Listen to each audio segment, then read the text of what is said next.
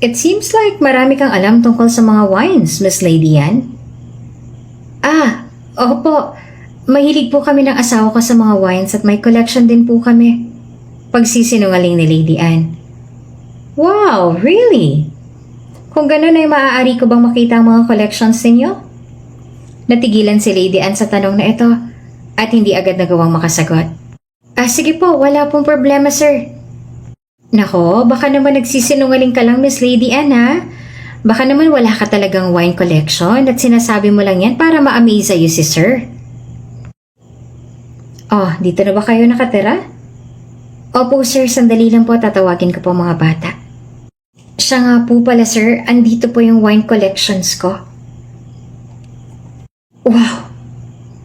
This wine is incredibly expensive. I believe this is worth more than 7 million. Hindi ko lubos akalain na may ganito ka palang kamahal na wine sa mga collection mo, Miss Lady Anne. Po? And look, you also have the El Guido Wine Limited. Ang wine na tong matagal ko nang inaasam. Regalo po yan sa akin ng asawa ko. Sigurado ka ba na isang construction worker lang iyong asawa? Para sa isang construction worker, tila napaka-imposible para sa kanya na makuha ang ganitong klaseng wine dahil ang wine na to ay higit pa sa 15 million. Ang halaga ng cabinet na pinaglalagyan ng iyong wine collections ay higit pa sa halaga ng sasahurin mo sa loob ng 3 taon mo sa pagtatrabaho sa amin. Lady Anne, hindi ka namin tatanggalin sa trabaho mo kung ipagtatapat mo sa amin kung anong totoo.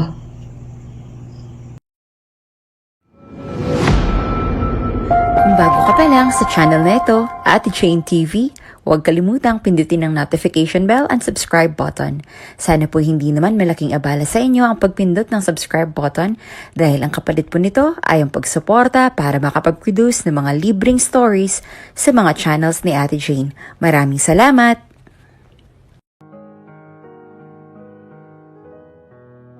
Papa? Yay! Andito na si Papa! Hindi napigil ni Lady Anne ang ngiti na sumupil sa kanyang labi nang makita kung gaanong kasaya ang kambal na anak ng kanyang kapitbahay nang makita ang kanilang ama na paparating na mula sa trabaho. Papa! Sabay na tumakbo ang kambal palapit sa kanilang ama na yumuko naman at niyakap ang dalawa. Panay pang kiss ng kambal sa magkabilang pisngi ng kanilang ama habang sinasabi kung gaano nila itong namimiss. Papa, marami po akong kwento sa inyo. Masayang kwento ng batang babae. Kanina po nung iniwan niyo kami rito ay sobrang behave lang po kami kasama si Ate Chloe. Ang bait-bait niya po sa amin, Papa. Pwede po ba na siya na lang po ang laging magbantay sa amin? Hindi naman na narinig ni Lady Anne kung ano ang naging sagot ng ama sa tanong ng batang babae. Dahil pumasok na sila sa kanilang apartment. Ang magkambal na yun talaga ang dahilan kung bakit gustong-gusto ni Lady Anne na tumambay dito sa labas ng apartment. Sobrang cute kasi talaga ng kambal na yon at halatang mahal na mahal nila ang kanilang ama. Madalas na kasama ng ama ang kambal na anak. Kahit nga siguro sa pagpasok sa trabaho ay kasama nito ang mga anak. Kanina lang naiwan ang kambal at may kasama sila na babae na bago lang sa paningin ni Lady Anne. Sa hinuha niya ay baka kasintahan o kaya naman ay kapatid ng lalaki ang babae na yon. Sa pagkakaalam kasi ni Lady Anne ay wala namang asawa ang lalaki. Single father lang ito at mag-isa lamang na itinataguyod ang 2 anak. Iyon kasi ang usap-usapan ng mga kapitbahay nila doon. Noong 1 buwan lamang lumipat ang mag-ama na katabi niyang apartment at ngayon ay hindi pa rin niya alam kung ano ang pangalan ng lalaki at ng mga anak nito. Paano kasi madalas din nawala si Lady Anne sa apartment niya dahil may trabaho siya at sa tuwing nagkakasalubong naman sila ng lalaki ay hindi siya nito pinapansin. Hindi mo itatanggi na sobrang gwapo nga ng ama ng kambal kaya hindi na rin nakakapagtaka kung ito ang laging usap-usapan ng mga kapitbahay nila. Mukha kasing may lahi ang lalaki at kahit na marumis lagi ang suot na damit ay gwapo pa rin ito. Ang mga anak naman ng lalaki ay sobrang ganda at gwapo rin. Parang mga anak mayaman ng kambal. Maputi at makinis ang kanilang mga balat na maihahalin tulad sa isang porselana. Ano po to, miss? Nagtataka na tanong ng batang babae kay Lady Anne. Niluto ko ito na sopas. Nakangiti naman na sagot ni Lady Anne. Inosente namang kumurap sa kanyang bata. Para sa amin po? Oo, masyado kasing naparaming luto ko kaya naisipan ko na bigyan kayo. Paliwanag niya. Ngumiti kay Lady Anne ang napakagandang bata. Salamat po, pumasok po kayo. Baka po kasi mapasok ako kung ako magdadala sa loob. Pasok lang po kayo, naliligo pa po kasi si Papa. Sumunod si Lady Anne sa batang babae at pumasok siya sa loob. Namangha siya sa nakita na sobrang linis ang tirahan ng mga ito. Ang lahat ng mga laruan ay naka-organize at nasa kanilang tamang lagayan. Ginaya siya ng batang babae tungo sa kusina ng mga ito at kumuha ang bata ng mangkok na pagsasalinan niya ng daladala niyang sopas. Ang totoo niya ay sinadya talaga ni Lady Anne na damihan ang niluto niya kanina para mabigyan niya ang mag-aama. Naisip niya kasi na sa tagal na nila na pagiging magkapit-bahay ay tila hindi pa rin nila kilala ang isa't isa kaya ngayon ang chance niya para makipagkilala at makipagkaibigan sa kanila. Sphere, sino siya? Pumasok biglang isang batang lalaki na kakambal nitong batang babae at nagtataka na nagtanong. Asyang kapitbahay natin, Stone. Iyong maganda, dinahalan niya tayo ng niluto niyang sopas. Lumapit sa tabi ni Sphere ang kakambal na si Stone at saka tiningnan ang dala niyang sopas. Wow, mukhang masarap nga. Saka nagangat ito ng tingin kay Lady Anne. Salamat po dito, ate. Sakto po't wala po kami makakain ngayong gabi dahil hindi po ko nakasahod ang aming ama kanina. Ngumiti naman si Lady Anne sa mga ito. Nako, walang anuman. Sana'y magustuhan ninyo. Siya nga pala, anong pangalan ninyong dalawa? Madalas ko kayong makita pero hindi ko pa alam kung anong mga pangalan ninyo eh. Ako po si Aphelion Stone, pero Stone na lamang pong itawag niyo sa akin. Pakilala ng batang lalaki. Ako naman po si Sphere Sandria. Sphere na lamang pong itawag ninyo sa akin. Wow, ang gaganda naman ng mga pangalan ninyo. Bagay na bagay sa inyo. Papuri niya sa mga ito. Ako naman si Lady Anne Vidales. Ati Lady Anne na lamang ang itawag niyo sa akin. Kaganda rin po ng pangalan ninyo, ate. Wika ni Sphere. Bagay na bagay po sa inyo. Natutuwa si Lady Anne sa mga batang ito dahil ang tatalino at ang dadaldal nila. Sobrang cute na cute pa nila. Anak, sinong kausap niya? Pareho silang natigilan ng lalaki na pumasok sa loob ng kusina. Nagkatitigan sila ng mahabang sandali at halata sa mukha nito ang gulat nang makita siya. Walang suot na damit pantaas ang lalaki at halatang bagong ligo dahil basang-basa pa ang buhok at tumutulo pa ang butil pababa sa matipuno nitong dibdib. Papa, tapos na po pala kayo. Tsaka lamang naputo lang kanilang titigan nang magsalita si Stone at patakbo na lumapit ito sa ama. Sino siya? At bakit nagpapasok kayo sa bahay nang hindi natin kakilala? Mahihimigan ng galit ang boses ng lalaki na magtanong ito sa mga anak. Ako si Lady Anne. Agad na pakilala ni Lady Anne sa kanyang sarili. Kapitbahay niyo ako. Ako nakatira dyan sa katabi niyong apartment. Pumunta lang ako dito kasi gusto ko sana kayong bigyan ng niluto kong sopas. Mabait po si Ate Lady Anne, Papa. At mukhang masarap din po ang niluto niyang sopas na bigay niya po sa atin. Sabi naman ni Sphere. Siya po pala, Ate Lady Anne. Siya po pala ang aming ama. Siya po si Pyros Morris. Ngumiti naman si Lady Anne sa lalaki kahit pa kabang-kaba na siya. Ikinagagalak ko makilala ka, Pyros. Sana maging magkaibigan tayo at magkakapit-bahay lang naman tayo. Huwag ka pong mag-alala, ate. Mabait naman po si Papa kaya pwede po kayo na maging magkaibigan. Sabi pa ni Sphere. Hindi po ba, Papa? Pwede po namin na maging kaibigan si Ate Lady Anne, di ba po ba? Wala naman po tayong kaibigan dito eh. Ang akala ni Lady Anne ay nagalit sa kanyang ama ng mga bata dahil sobrang lamig lamang ng pagkakatitig nito sa kanya na para bang hindi ito natutuwa sa presensya niya ngunit pumayag naman ito na maging magkaibigan sila. At mula nga nung araw na yon, sa tuwing day off ni Lady Anne, ay nagluluto talaga siya at hinahatiran niya ang nasa kabilang apartment. Sobrang tuwang-tuwa naman ang kambal sa tuwing may niluluto siya. Habang naghahanap ng mga magandang trabaho na may malaking sahod, ay pansamantala muna na nagtrabaho si Lady Anne bilang isang janitress.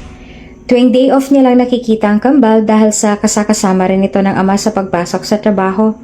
Gabing-gabi na rin kung matapos ang trabaho ni Lady Anne. Kung kaya naman ay hindi niya na naaabutan na gising ang kambal tuwing regular days. Ganun pa man, ay pansin niya na naging malapit kaagad sa kanya ang kambal. Ngunit ngayong araw ng day off niya ay hindi siya makapagluto ng masarap na pagkain at hindi niya mahahatira ng nasa kabilang apartment.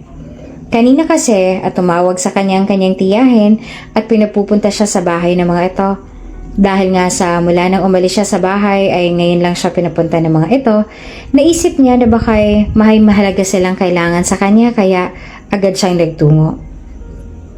Ngunit hindi niya naman inaasahan kung ano ang dahilan nila at pinatawag siya ng mga ito.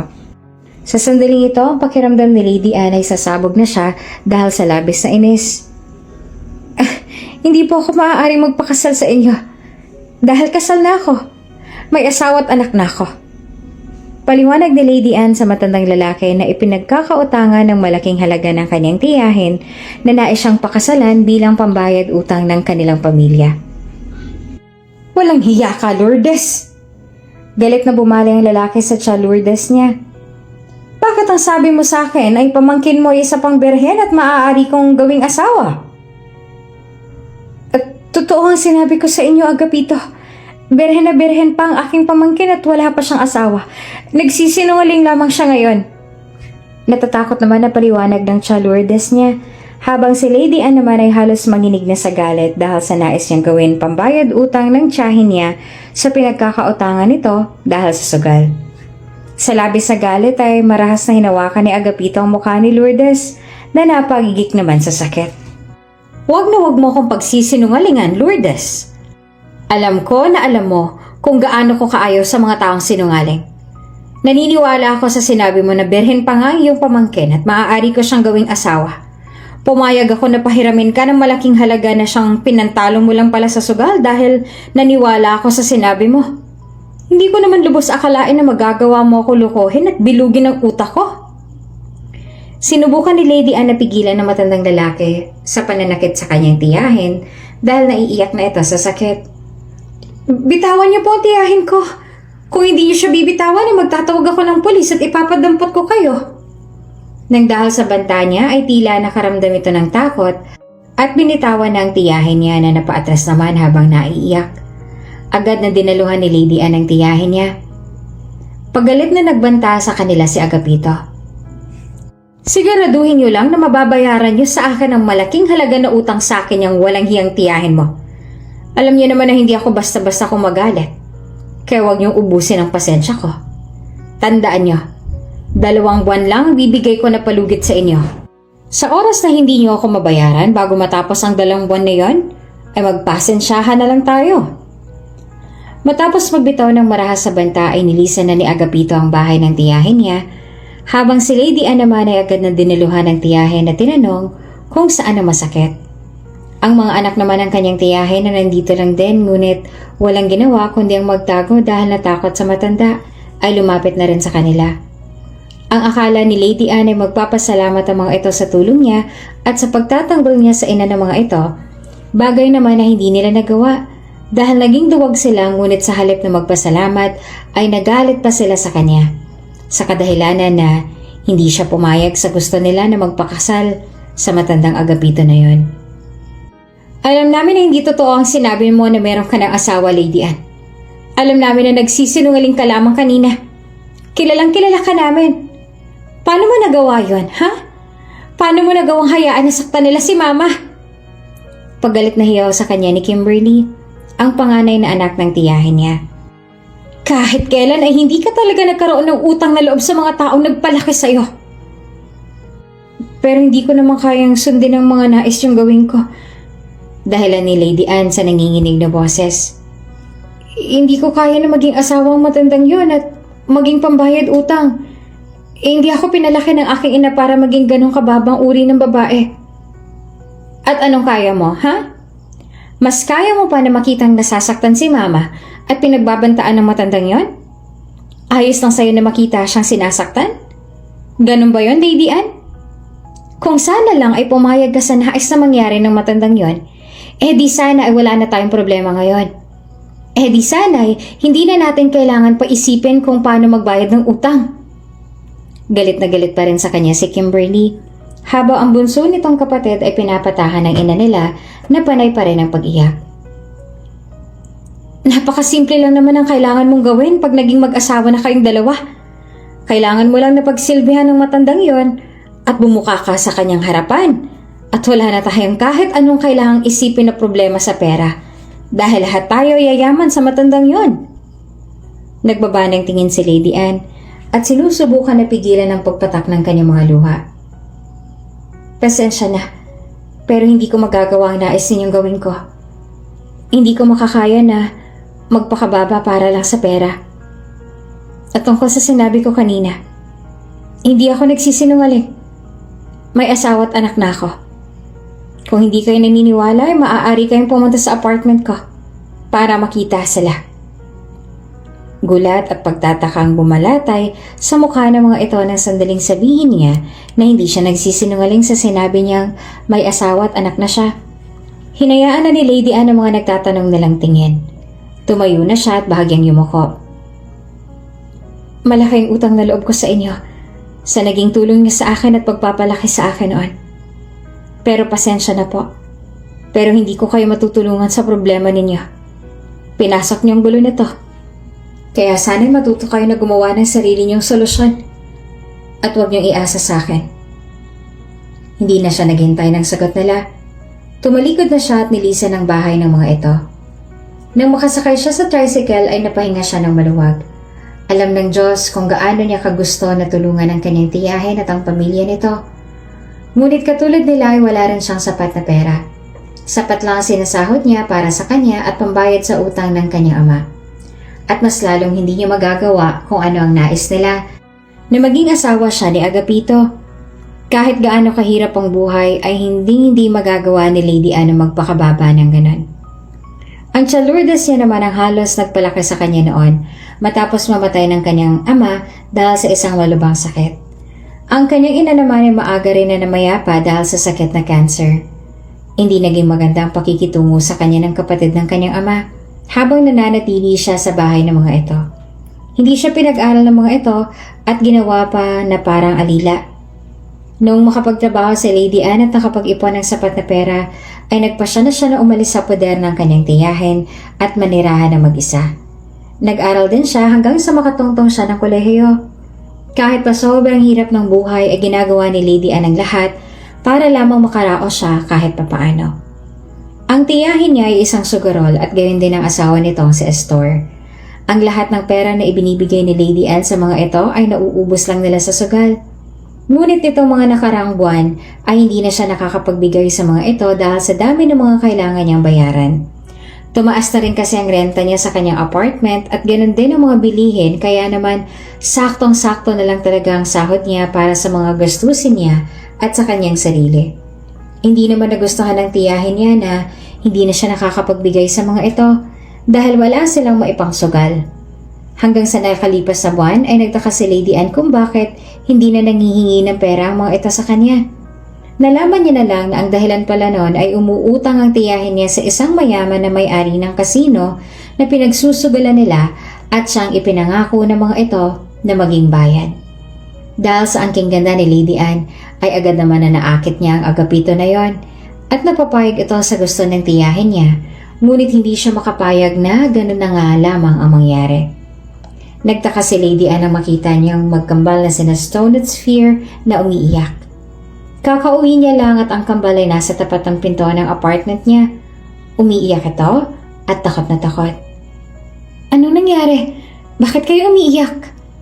Nag-aalala agad niyang nilapitan ng dalawa. Tulungan niyo po kami, ate. Umiiyak pa rin sa Sphere. Bakit? Anong problema? Mas lalong lumakas ang iyak ng dalawa. Si Papa po, sinubukan po namin gisingin siya kanina pero ayaw niya na pong magising. Tulungan niyo po kami, ate. Nang sandaling malaman niya yon ay agad siyang nagtungo sa apartment ng mga ito. Naabutan niya si Pyrus na nakahiga sa kama. Ginaw na ginaw ang itsura. Nang ilapat niya ang kanyang kamay sa noon nito, ay nanlaki ang mga mata niya dahil sa sobrang taas ng lagnat nito. May lagnat pa lang, Papa niyo. Huwag na kayo umiyak. Mamaya lang ay magiging maayos na rin siya. sabi ni Lady Anne sa kambal dahil wala pa rin silang tigil sa pag-iiyak. Inalagaan ni Lady Anne si Pyros at pinunasan ang katawan nito gamit ang basang towel para bahagyang bumaba ang lagnat nito. Nanunood sa kanya ang kambal na mabuti na lang ay tumahan na rin sa pag-iyak. Matapos niyang punasan ang katawan ni Pyros, nilagyan niya rin ng basang towel ang noon nito. Pinalitan niya rin ito ng damit dahil basang-basa na ang suot nito ng pawis. At nang matapos ay nagpaalam siya sa kambal na kung pwede ay makigamit siya ng kusina para makapagluto. Napaiwan naman ang kambal sa silid para bantayan ang kanilang ama. Nagluto naman si Lady Anne ng sopas para may makain mamaya si Pyros pagising nito at naghanap din siya ng gamot na maiinom nito mamaya. Nang matapos siyang magluto, bumalik siya sa kwarto at sinabihan niya ang kambal na inaantok na. Nasa labas muna sila ng silid dahil hindi pa rin bumababa ang lagnat ng kanilang ama. Baka kasi mahawa pa ang dalawa. Mahirap na. Sinamahan niya ang kambal sa living room at nakipagkwentuhan siya sa kanila hanggang sila ay makatulog din doon. Nang may marinig si Lady Anne na nahulog mula sa kwarto, ay agad siyang tumayo para puntahan si Pyros. Tila nagising kasi ito at hindi nga siya nagkamali dahil pagbukas niya ng pinto ay nakita niya agad itong sumusubok na umupo sa kama at ang nahulog nito ay ang laruan ng kambal. Nagulat naman si Pyros nang makita siya rito. Mabuti naman at gising ka na. Maayos na bang pakiramdam mo? Tanong ni Lady Anne tsaka lumapit siya dito. Ang mga anak ko, nasan sila? Natutulog na sila sa sofa sa labas. Doon ko muna sila pinatulog kanina para hindi na sila mahawa ng sakit mo. Paliwanag niya. Maayos na bang pakiramdam mo? May masakit pa ba sa'yo? Pwede mong sabihin sa akin kung anong masakit sa'yo. Tuluyan na nga ito nakaupo sa kama at sa nangihina pa ring boses ay sumagot ito. Oo, maayos na ako. Pero paano ka nakapasok dito? Kanina nakita akong mga bata sa tapat ng pinto ng apartment ko. Umiiyak at takot na takot sila dahil hindi ka raw nila magising. Agad ko naman sila na sinundan para malaman kung anong nangyari sa'yo. Yun pala may mataas ka ng lagnat at nawala ng malay. Paliwanag ni Lady Anne. Ganun ba? Pasensya na sa abala. Nako, walang anuman yun. Ganun naman talaga mga magkakapitbahay, di ba? Nagtutulungan. Ngumiti naman siya dito. Oo nga pala, kung di mo mamasamain ay may ginalaw ako sa kusina mo kanina para makapagluto ng sopas para sa'yo. Kailangan kasing magkalaman muna ang sikmura mo bago ka uminom ng gamot. Tumango naman si Pyros. Walang problema. Maraming salamat nga pala sa pagtulong at pag-alaga mo sa amin ng mga anak ko.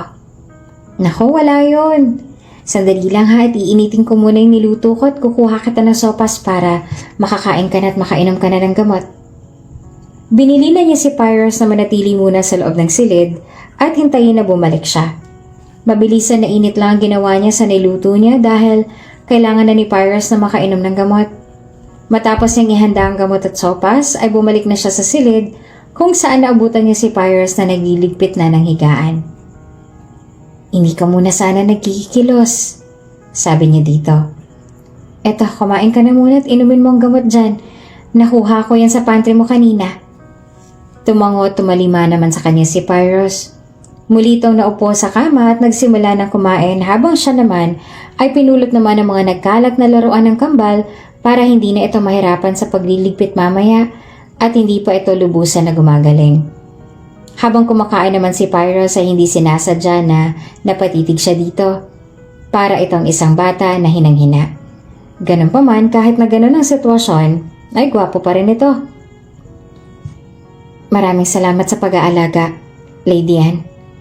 Seryoso na sabi sa kanya ni Pyros matapos itong kumain at mainom ang gamot. Hindi ko alam kung sa paanong paraan ko masusuklian ang kabutihan mo sa akin. Naku, wala yun. Ano ka ba? Sabi niya. Huwag mo nang isipin yon. Ang mahalaga ay okay ka na at hindi na mag-aalala ang mga anak mo sa'yo. Ilang sandali pa ay nagising na rin ang kambal at nang makita nila nagising na nga ang kanilang ama ay sobrang natuwa na sila. Nagpasalamat din ang mga ito ng paulit-ulit kay Lady Anne at kung hindi raw dahil sa kanya, ay baka kung ano na nangyari sa kanilang ama. Kung hindi mo mamasamain, nasan palang nanay nila? Hindi naman napigilan na tanungin ni Lady Anne si Pyros. Masaya na naglalaro ngayon ng kambal habang sila'y nakaupo sa sofa at pinagmamasdan ng dalawa. Wala, sumagot si Pyros. Namatay ang kanilang ina pagkapanganak sa kanilang dalawa. May kalayuan naman sa kanilang kambal kaya hindi nila narinig ang sagot ni Pyros, habang si Lady Anne naman ay natigilan dahil hindi niya inaasahan yon. Ang hinuha niya kasi nung una ay baka nasa malayo lang ang ina ng kambal. Kung ganun ay wala kang katuwang sa pagpapalaki sa kanila, umiling si Pyros. Mag-isa ko silang binubuhay. Hindi ba pumapasok ka sa trabaho? Sino nagbabantay sa kanila kapag nasa trabaho ka? Sinasama ko sila sa akin. Wala namang problema sa boss ko kung kasama ko sila dahil mababait naman sila. Muli namang napatingin si Lady Anne sa magkambal at nakaramdam ng awa. Nang maramdaman ng dalawa ang titig nila ay tumingin din ng dalawa sa kanila at agad din na binalik ang atensyon sa paglalaro. Muling nagtanong si Lady Anne, wala ka bang kamag-anak na magbabantay sa kanila pag nasa trabaho ka? Wala. Lahat ng mga kamag-anak ko ay nasa malayo. Kung ganon ay talaga palang mag-isa lang ito na nag-aalaga sa mga anak nito. Kakaawa naman ang kanilang kalagayan, lalo na ang mga bata. Sa construction na yung trabaho at kasama mong kambal doon, hindi ba masyadong delikado yun para sa kanilang dalawa? Nagtanong ulit siya. Oo, pero wala naman ako ibang pagpipilian eh. Ayoko man na isama sila roon eh, wala naman akong ibang choice. Wala naman akong kakilala na maaari kong mapag-iwanan sa anak ko. Mula noon ay para bang higit na mas nakilala na ni Lady Anne ang mag-aama.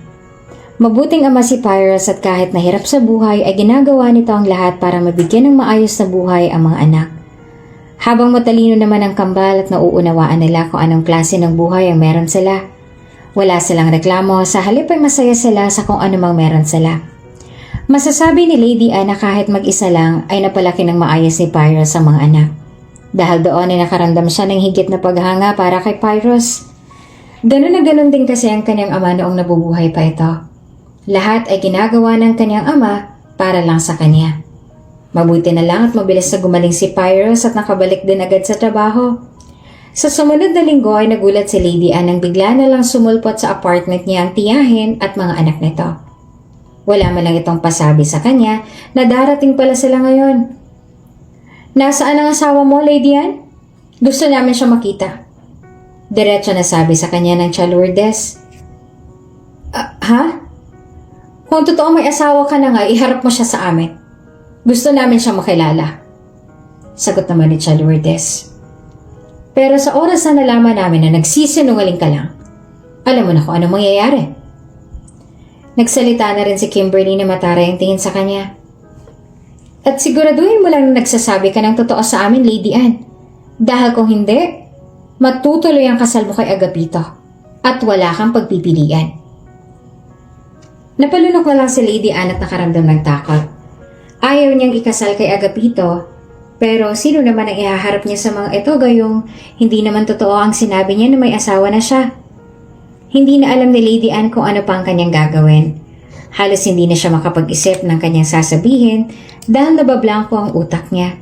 At tila ba may isang anghel na bigla na lamang bumaba sa lupa para tulungan siya. Ate Lady Anne! Masaya at malakas ang boses na tawag sa kanya ni Sphere. Kakaakyat lang na mag-aama sa hagdan at si Sphere ay buhat-buhat ng ama habang si Stone naman ay nakahawak sa kamay ng ama. Siya! Tinuro ni Lady Anne si Pyros na walang kaalam-alam sa nangyayari. Siya ang asawa ko. At hindi lamang si Pyros ang natigilan sa sinabi niya dahil ganun din ang mga anak nito na hindi makapaniwala. Bumaling naman sa kanya si Kimberly. Siya ang asawa mo? Napalunok naman ng mariin si Lady Anne sabay tango. Oo, siya ang aking asawa. Lumapit si Lady Anne sa mag-aama na sobrang gulat din ay hindi na rin nakagalaw sa kinatatayuan. Mahigit 6 na ba na kaming nagsasama at kasal na rin kaming dalawa? Wika pa ni Lady Anne. Ramdam niya ang nagtatanong na tingin sa kanya ni Pyros, ngunit hindi niya ito tiningnan. Nanatili naman ang nervyos niyang tingin sa kanyang tiyahin. Bahala na mamaya magpaliwanag kay Pyros at sa mga anak nito. Ang mahalaga ngayon ay mapapaniwala niyang tiyahin niya na may asawa na nga siya para lubayan na siya nito. Nagsasabi ka ba ng totoo, Lady Anne? Nagtatanong si Tia Lourdes. Talaga bang asawa mong lalaking yan? Tsaka tumingin ito sa mga anak ni Pyros. Talaga bang nag-asawa ka na at ang mga batang yan? Opo, Chang. Sumagot naman si Lady Anne. Hindi po ako nagsisinungaling sa inyo kaya hindi ko po maaaring pakasalan si Don Agapito. Mahal kong asawa at ang pamilya ko. Imposible! Saad naman ni Kimberly na hindi naniniwala. Napaka-imposible naman na may asawa ka na at anak niya ang mga batang yan. Alam ko na nagsisinungaling ka lang, Lady Anne. Huwag mo nang bilungin ang mga ulo natin. Hindi po nagsisinungaling ang mama namin. Nagsalita na si Sphere. Sino po ba kayo at pinaparatangan niyo ang mama namin na nagsisinungaling siya? Alam niyo po ba na masamang ugali na ganyan? Hindi po dapat kayo nagpaparatang. Nagsasabi po ng totoo si mama. Oo nga po. Sumang-ayon naman si Stone. Mag-asawa po sila ng papa namin, tsaka bakit niyo po ba inaaway ang mama namin, ha? Sino po ba kayo? Gulong-gulo na ang itsura ng Tia Lourdes at Kimberly. Habang nagpapasalamat naman si Lady Anne sa loob-loob niya dahil sa mga sinabi ng kambal. Maaari ko bang malaman kung sino kayo at kung kaano-ano kayo ng aking asawa? Nagtanong din si Pyros at napalunok na lang si Lady Anne nang hawakan siya nito sa bewang at bahagyang kinabig palapit sa tabi nito. Akong tiyahin niya, sumagot si Lourdes.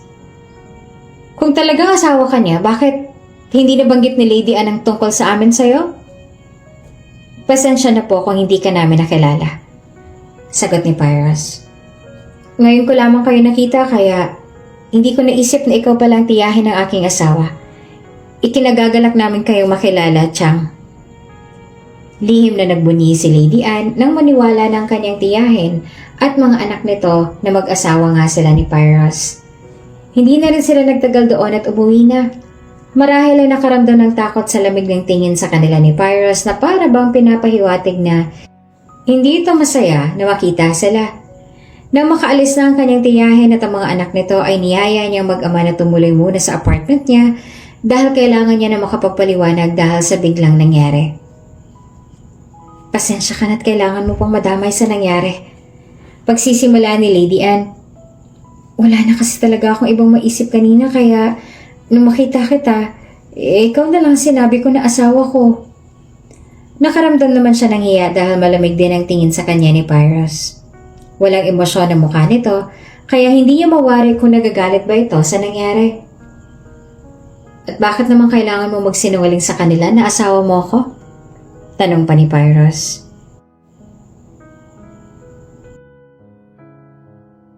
Kung di nyo yung gagawin, ay pipilitin nila ako na gawin ang gusto nila. Paliwanag niya. Ano bang gusto nila na gawin mo?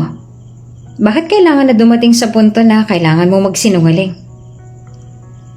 Gusto ng tiyahin ko na magpakasal ako sa matandang lalaki na pinagkakautangan nila ng malaking halaga. Ano? Nabigla ito sa naging sagot niya. Wala na silang pera na pambayad sa doon dahil ang lahat ay natalo na nila sa sugal kaya akong gusto nila na maging kabayaran sa kanilang utang. At bakit naman nila gagawin yon? Dahil malaking utang na loob ko sa kanila. Sagot niya. Maagang namatay ang aking ina at ang aking ama naman ay namatay noong nagdadalaga pa lang ako. Mula nung maulilang lubos ako ay naiwan ako sa pangangalaga ng tiyahin ko.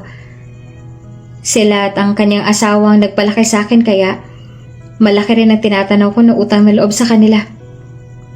Pero ganun pa man, hindi naman naging magandang pakikitungo nila sa akin noon. Hanggang ngayon ay ganun pa rin naman ang tingin nila sa akin. Para sa kanila, ay utang ko sa kanilang lahat ang tulong nila sa akin na kailangan kong bayaran. Hala, kawawa naman po pala si Ate Lady Anne, Papa. Naaawang sabi ni Sphere sa ama. Oo nga po, Papa. Kawawa naman po siya kasi pinilit po siya na magpakasal sa isang matanda. Sang-ayon naman ni Stone sa sinabi ni Sphere. Papa, tulungan na lang po natin si Ate Lady Anne. Huwag niyo pong hahayaan na makasal po siya ron sa matandang lalaki at saka kakatakot din po yung tiyahin niya. Ha? Sige na po Papa, tulungan na po natin si ate. Kinukumbinsi ng pagkambal ang kanilang ama na bahagyang tumango. Kung ganun, ano bang kailangan kong gawin para matulungan ka sa problema mo na to? Isipin mo na lang na gagawin ko to bilang pasasalamat sa naging tulong at pag-aalaga mo sa akin nung minsan nagkasakit ako. Tumingin siya sa mga mata nito na puno ng sinseridad habang nakatingin sa kanya. Sa unang pagkakataon ay nakitaan niya ng emosyon ng mga mata nito. Nag-aalangan naman si Lady Anne at sa tingin niya kasi ay sobra-sobrang hihilingan niya dito. Ganun pa man ay huminga siya ng malalim. Kailangan niya ng tulong nito. At kung hindi, ay hindi rin siya lulubayan ng tiyahin niya. Kilalang kilala niya ito at alam niya na kung ano man ang gusto ng tiyahin niya ay kailangan niyang gawin. Alam ko na mahirap tong hihilingin ko sa iyong pabor pero pwede ka ba magpanggap na asawa ko habang wala pa ako nahahanap na magiging asawa ko talaga? Nag-aalangan na tanong ni Lady Anne. Alam ko kasi na hindi ako titigilan ni Chang hanggang hindi ko ginagawa kung anong gusto nila sa oras na nalaman nila na nagsisinungaling lamang ako at wala naman talaga akong asawa. Tiningnan ni Pyros ang mga anak na tumango at ngumiti naman sa ama.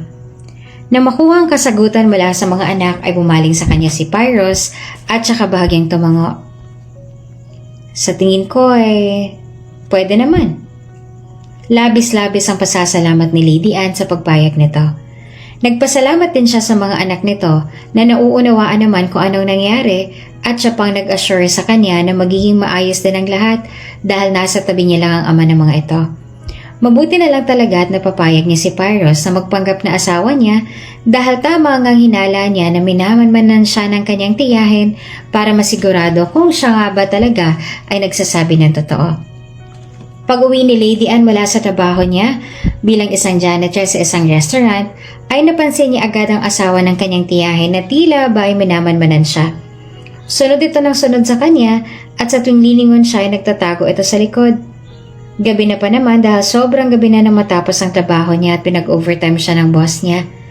Madilim din ang daan at siya lamang ang dumaraan kaya naman ay kabadong-kabado siya dahil baka may hindi ito magandang gawin sa kanya. Adik pa naman ang asawa ng tiyahin niya kaya nakakatakot ito. Alam ni Lady Anne na ang QS store niya ang sumusunod sa kanya dahil nakilala niya ito at hindi siya pwedeng magkamali doon. Baka inutusan ito ng tiyahin niya na sundan siya para masiguro kung siya nga ba ay nagsasabi ng totoo. Napapitlag naman si Lady Anne sa labis sa gulat nang bigla na lamang may humawak sa kanyang kamay. Nang makita niya kung sino iyon, ay nakahinga siya ng maluwag. Si Pyros pala yun. Pansin ko kanina pa may sumusunod sa'yo ha. Pabulong na sabi nito sa kanya. Ihahatid na kita. Magkunwari ka na lang na hindi mo pansin ang pagsunod niya sa'yo. Salamat. Sabi niya naman dito.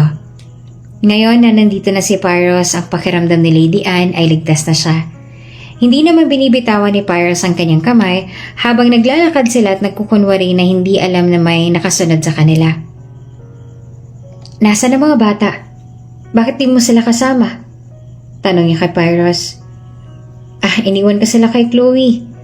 Ang minsan na nagbantay sa kanila kapag hindi ko sila makasama sa trabaho. Ngayon ka pa lang din ba nakakauwi? Tanong niya ulit. Oo, kailangan ko mag-overtime dahil yun yung gusto ng foreman kaya hindi ko masama ang mga bata roon dahil sigurado ako na aantukin sila. Hanggang sa makaakyat sila sa hagdan ay tumigil na rin sa pagsunod sa kanila ang QS store niya ay patuloy pa rin sila sa pag-uusap. Kumatok na sa pinto si Pyros at agad naman yung bumukas. Bumungad sa kanila ang isang magandang babae na malaki ang ngiti. Pero nang makita siya at napuna na magkahawak ng mga kamay nila, ay agad din na naglaho ang ngiti nito. Sir Pyros, nakauwi na po pala kayo, sabi ng babae. Ang mga mata nito ay para bang kumikislap habang nakatingin kay Pyros. Oo, pasensya na ako, natagalan ako bago makauwi. Sagot naman ni Pyros. Pwede ka na rin umuwi at gabi na. Natutulog na bang mga bata? Opo, kanina po silang tulog. Salamat sa pagbantay sa kanila ha. Hahatid na kita sa sakayan at delikado kung umuwi ka mag-isa. Mas lalo namang kumislap ang mga mata ng babae dahil sa sinabi ni Pyrrhus habang nakaramdam naman si Lady Anne ng pang-aasim sa kanyang itsura dahil hindi niya nagustuhan ang sinabi ni Pyrrhus. Ganun pa man ay wala siyang sinabi at nang magpaalam sa kanya si Pyrrhus ay sinabihan niya na lang ito na mag-ingat. Pagod si Lady Anne. Sa dami ba naman ang nilinisan niya kanina? Pero talagang hindi muna siya nagbihis para makapagpahinga na at nakasilip lang siya sa pinto niya at hinihintay na bumalik si Pyrrhus. Ilang sandali pa ay nakita niya ng lalaki na bahagyang minamasahe ang batok. Nang siguro ay naramdaman na may nakatingin dito ay bumaling ito sa pinto niya. Mabuti na lang at mabilis siyang lumayo sa sinisilipan niya at di siya nito napansin. Uy, kalma ka lang. Pagpapakalma pa ni Lady Anne sa puso niya na sobrang bilis ng tibok. Aalis na sana siya sa kanyang kinatatayuan dahil total ay bumalik naman na si Pyrrhus pero ganun lang ang pagkagulat niya nang may kumatok bigla sa pinto niya. Sa labis na gulat ay muli niya ngasapo ang dibdib niya. Pinakalma niya muna ang sarili bahagya bago niya binuksan ang pinto. Halos matigil naman siya sa paghinga nang pagbukas niya ng pinto ay bumungad sa kanya si Pyrrhus. Ang isang kamay nito ay nakasandal sa pader habang ang mga mata naman nito ay diretso na nakatingin sa kanya. Pyrrhus? Bakit? Bagya itong lumayo sa kanya nang mapuna na sobrang lapit nila sa isa't isa. Gusto ko lang masigurado na ayos ka lang. Baka kasi nasundan ka nung sumusunod sa'yo kanina. Ayos naman ako. Sagot naman ni Lady Anne na pilit na pinipigilan ng pagsupil ng ngiti sa kanyang mga labi. Nakauwi na ba si Chloe?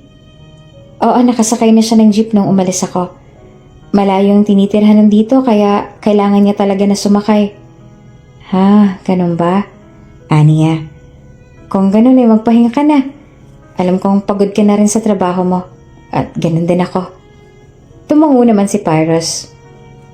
Okay, sige. Tawagin mo na lang ako kung may problema, ha?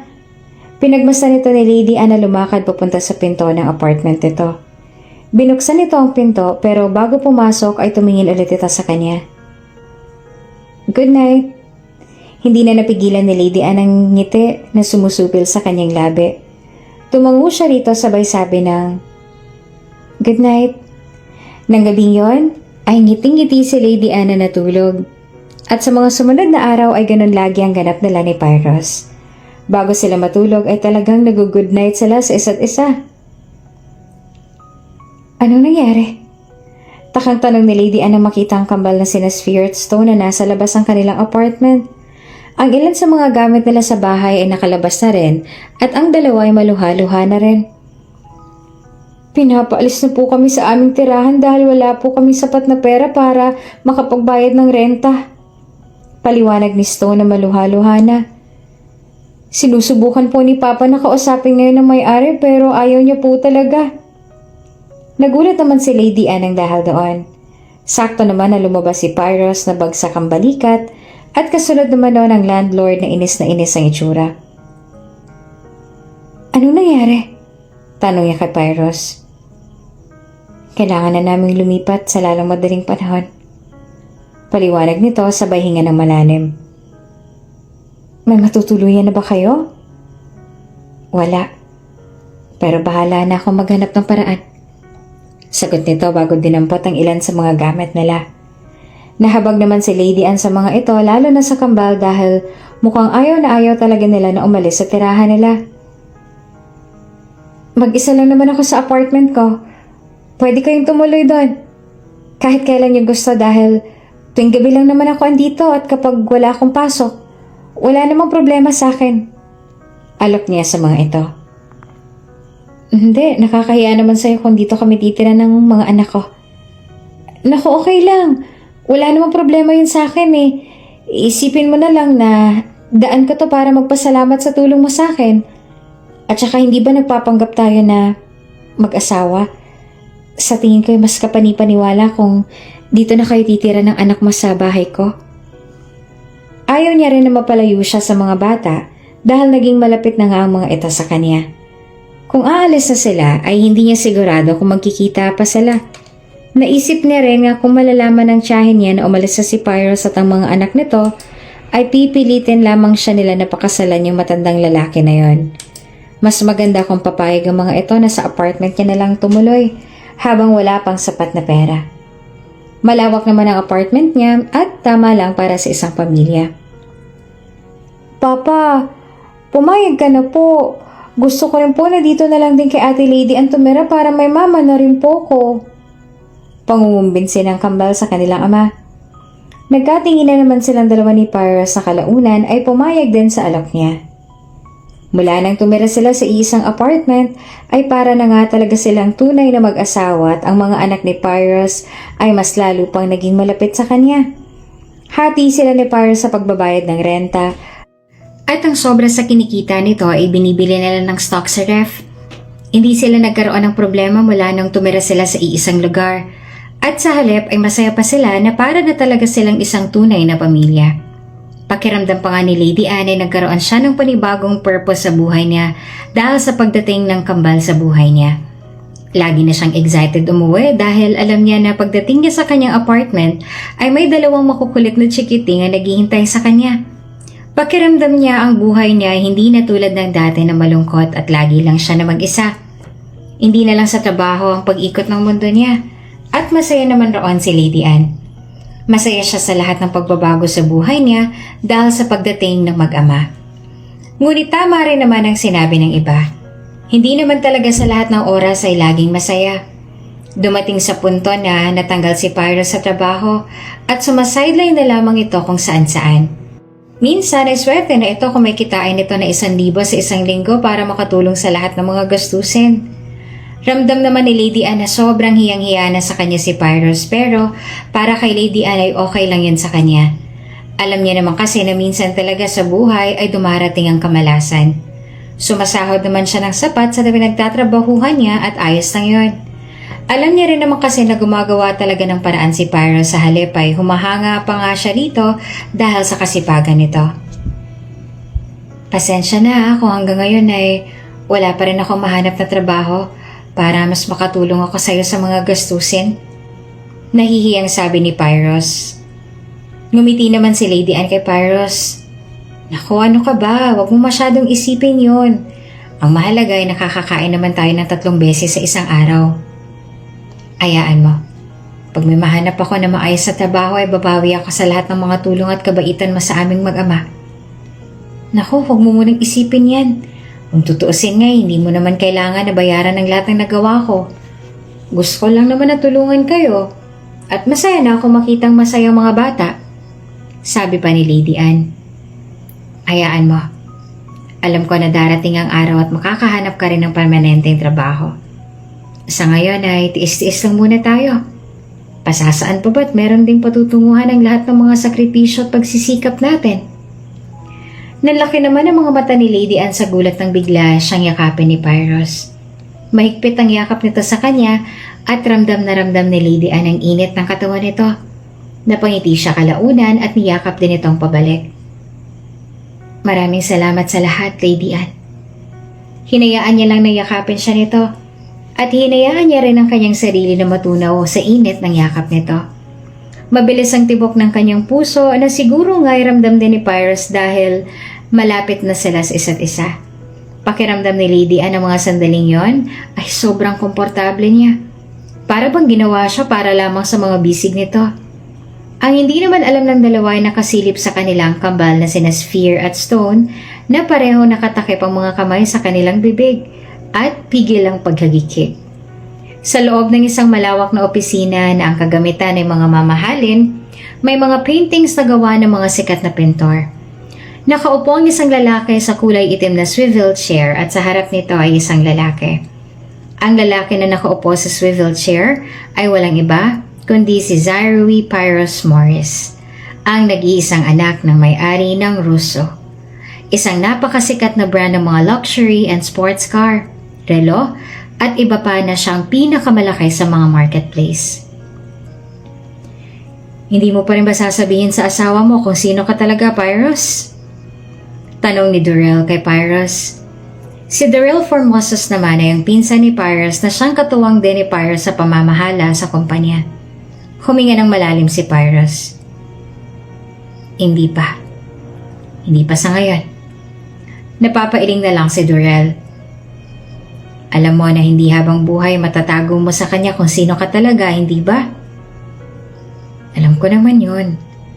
Hindi naman habang buhay na itatago ko sa kanya ang tunay na pagkatao ko. Naghahanap pa ako ng tamang pagkakataon na ipagtapat sa kanya ang totoo. You can just simply tell her that you're the son of the richest man in the world, which automatically makes you the wealthiest person on the planet. Ano bang mahirap na sabihin doon? Pag-irap pa ni Dorel sa kanya na napopostate na sa ginagawa ng pinsan.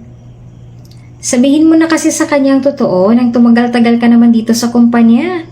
Pagod na ako magtrabaho, lagi ka na lang wala. Daig mo pa si Dora sa pagiging gala mo eh. Alam mo naman kung anong dahilan ko at ginagawa ko to, di ba? At saka, hindi pa naman kami magkasintahan. We're just pretending. Ang dahilan ni Pyros kung bakit niya ginagawa ang lahat ng ito ay dahil sa gusto niya na makahanap ng babaeng pakakasalan at siyang nagmamahal sa kanya ng totoo.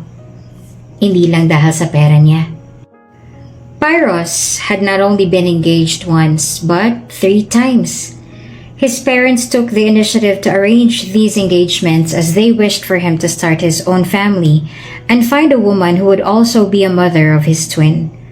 Ngunit ang lahat ng mga naging fiancé niya ay pera lamang ang habol sa kanya at never natrenato ng tama ang mga anak niya. It frustrates Pyros. Ayaw niya makasal siya sa isang tao na pera lamang ang habol sa kanya. At ayaw niya rin ng tinatrato ng hindi tama ang mga anak niya. Kung kaya naman nagpasya siya nun magpanggap na isang hikahos na single father na siyang ginagawa ng lahat para buhayin ng mga anak para masubo kung sino nga ba ang tunay na mga nagpapanggap lamang. At dahil sa gusto rin ng mga anak niya na makahanap ng ina ay tinulungan siya ng mga ito na magpanggap. Sinusubukan ni Pyros kung may isa bang tao na kayang tumanggap sa kanya kahit na mahirap lang siya at sapat lang lagi ang kita niya. Isang tao na mamahalin siya at mananatili sa tabi niya sa hirap man o ginhawa. Iyon ang dahilan ni Pyros sa lahat ng ito. Mas lalong na-frustrate si Dorel sabay na hampas ang mesa. Bruh, obvious naman na mahal yung isa't isa eh. You and Lady Anne act like a freaking real married couple. Kung nagawa ka niyang mahalin kahit pang alam niya ay mahirap ka lang, I'm sure hindi siya tulad ng ibang mga babae na naging fiancé mo noon. At saka kita mo naman 'di ba kung gaano niya kamahal ang mga anak mo? Halos lahat ng meron siya ibibigay niya sa kanila. Sariling anak na nga ang trato niya sa mga anak mo eh. Kung sasabihin mo sa kanyang totoo, hindi na siya mahihirapan at mabibigyan mo siya ng maayos na buhay. I know, but bruh, just simply be honest with her and propose to make her your true wife. Take her as your partner. Bring her into your mansion. Treat her like royalty. Shower her with love. And provide her with everything she could desire in this world.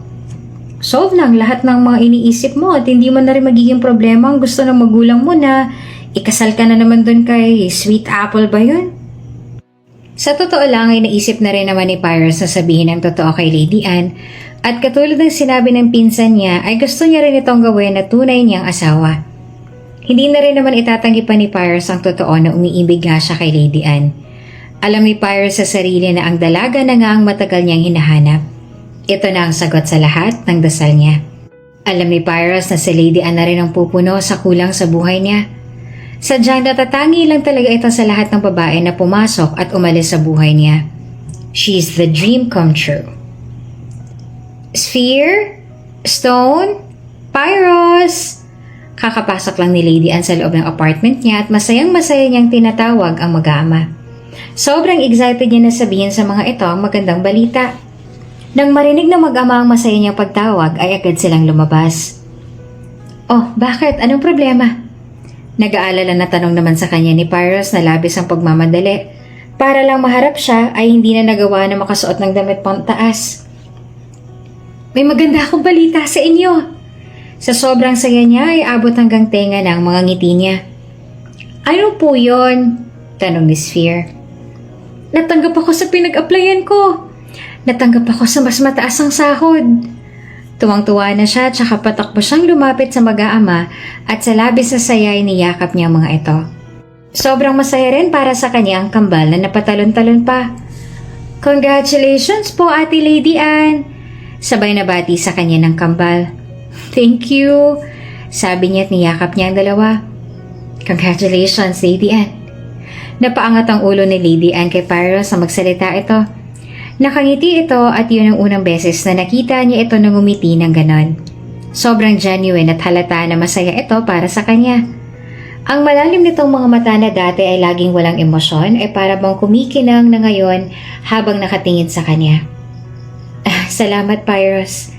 Nahihiya niya na sinabi at nanlaki ang kanyang mga mata at lalo pang bumilis ang tibok ng kanyang puso nang yakapin ulit siya ni Pyros. Iyong yakap na sobrang init at higpit na para bang ayaw na siyang pakawalan. Yumakap din sa kanila ang kambal. Sobrang sarap sa pakiramdam na sa ganitong pagkakataon ay may nasasabihan siya ng magandang balita. May nakikisaya kasama siya at hindi lang siya mag-isa na sineselebrate ang lahat ng ito. Masaya talaga siya na dumating ang mag-ama sa buhay niya. Nangako si Lady Anne sa mga bata na ngayon na natanggap na siya sa trabaho na may mas mataas na sahod, ay ibibili niya to ng mga gusto nila. Napaka-supportive sa kanya ng tatlo at maligaya si Lady Anne sa suporta ng mga ito sa kanya. Para bang mas lalo siyang nagkaroon ng motivation na magtrabaho at mas galingan pa. Ngunit hindi rin naging madali para kay Lady Anne ang unang linggo niya sa trabaho. Bukod sa nahihirapan siya sa pag-adjust at hindi rin magandang pakikitungo sa kanya ng kanyang mga katrabaho. Iniisip kasi nila na unfair daw na natanggap siya sa trabaho na yon dahil sa wala naman siyang natapos sa kolehiyo. Para raw may favoritism na nangyayari dahil ang isang katulad niya ay imposible naman na matanggap sa ganong trabaho. Ganon pa man ay hindi niya nalang pinansin ang panliliit ng mga ito sa kanya. Sa isip kasi ni Lady Anne, kung magpapaapekto siya sa mga sinasabi at panghuhusga nila sa kanya, ay siya lang din itong mahihirapan. At baka pag nagtagal na siya sa trabaho at may makaklose siyang maging mabait na rin sila sa kanya. Kailangan niya lang gawin ay galingan sa trabaho at kunin ang loob nila. I provided you with the ample time to prepare for this meeting, so there shouldn't be any excuses. Tapos ganyan lang ang ideya na ipresent niyo sa harapan ko? Even the new hires have the capability to generate such concepts. Ganyan na lamang ba kaya niyong gawin? This is such a waste of my time. Mahihimigan ng galit ng boses ng kanilang boss matapos hindi magustuhan ang presentation ng mga nakatalaga na mag-present ngayong meeting. Pasensya na po, sir. Malumanay na sabi ni Zaira. Isa ito sa mga humusga at nang maliit sa kanya ngunit ngayon ay para bang isa itong tuta. Takot na takot ang itsura at malumanay magsalita. I had high expectations from you and your team, Miss Fuentes. But you have only disappointed me. Disappointed na sabi ni Mr. Lazarus. Napayuko na lang si Zaira at ang team nito. Does anyone else have a suggestion for the design? Even a newcomer are encouraged to present. Don't let my efforts to attend this meeting go to waste. Ang lahat ng tao na nasa conference room ay napayuko sa takot na makipag-eye to eye kay Mr. Lazarus. Si Lady Anne naman ay pinagsalikop ang kamay sa kanyang lap. May ideas and design siya. Alam niya na rin kung ano ang dapat niyang sasabihin dahil nag-practice siya kagabi kasama si Pyros. Kinabisado niya kung anong mga dapat niyang malaman at inalam ang strength at weaknesses ng suggested design niya. Natatakot lang siya. Bago lamang siya sa trabaho na ito at ito pa lamang ang kauna-unahang beses na umattend siya sa pagpupulong. Nangangamba siya sa kung ano ang maaaring mangyari. Wala na ba? So this meeting is a waste of time, huh? Galit ang boses ni Mr. Lazarus at akmang tatayo na ito nang biglang tumayo din si Lady Anne. May I have a moment to share my suggestion, sir? Tiningnan siya ni Mr. Lazarus ng mabuti. Kapag Kwan ay kumalma at muling naupo. Hindi naman naibigan ni Zaira at ng team nito ang ginawa niya kaya naman agad na lumapit si Zaira kay Mr. Lazarus at may kung anong binulong. Napalunok na lang si Lady Anne dahil sa itsura pa lang ni Mr. Lazarus ay alam niya na napaninira na sa kanya ang sinabi ni Zaira dito. Ganun pa man ay nanatili siyang nakatingin kay Mr. Lazarus. Nagaantay na pumayag ito sa kanya. Go on. Share your ideas with us. Ngumiti at tumango na lang sa Lady Anne bago siya pumunta sa harapan. Hindi niya pinapansin ang masamang tingin sa kanya ni Zaira at ng team nito. Ay nasa isip niya na lang ng mga sandaling yon ay kailangan niyang galingan sa pag-present niya para hindi ma-disappoint sa kanya ang boss niya. Bilang baguhan pa lamang sa trabaho niya ito, ay isa sa pinakamalaking himala na siya ay nabigyan ng pagkakataon para i-present ang design niya sa harap. Ang lahat kasi ng mga tao sa loob ng conference room ay namamangha nang marinig kung anong plano niya. Kabago-bago niya pa lang sa trabaho na ito, pero napahanga niya ng mga ito at ang boss. Hindi siya nakapagtapos ng college at second year lang ang natapos niya. Pero sa presentation niya, the confidence with which she conducted herself and articulated her ideas gave the impression that she possessed more experience than anyone else in the room, leaving everyone in awe. Ang iba ay napatanong pa sa kanilang mga sarili kung talaga bang janitress lang siya noon bago siya natanggap sa posisyon na to. Nang dahil doon ay naging instant celebrity si Lady Anne sa kumpanya nila dahil sa kanyang angking talento.